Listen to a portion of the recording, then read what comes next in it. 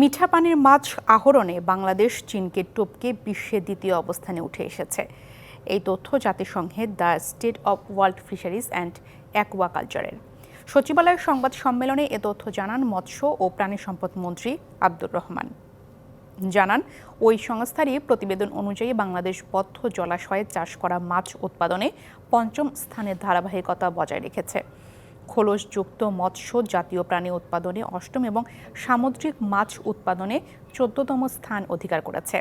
মন্ত্রী আরও জানান, গত ২ বছরে বাংলাদেশের মিঠা পানির মৎস্য উৎপাদন ১.২৫ মিলিয়ন টন থেকে বেড়ে ১.৩২ মিলিয়ন টনে উন্নীত হয়েছে।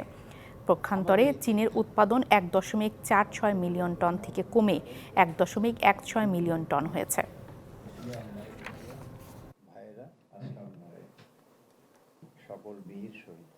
ফিশকে মানে প্রক্রিয়াজাতকরণ এবং এটা হাইজিনিক ওয়েতে করার মানে কি বলে যে আমাদের পরিকল্পনার অনেক দূর আমরা এগিয়ে গেছি।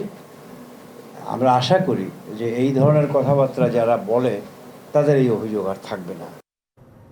নগদে ৫০০ টাকা বা তার বেশি পেমেন্টে পেতে পারেন ঢাকায় জমিসহ ২০ কোটি টাকার পুরস্কার।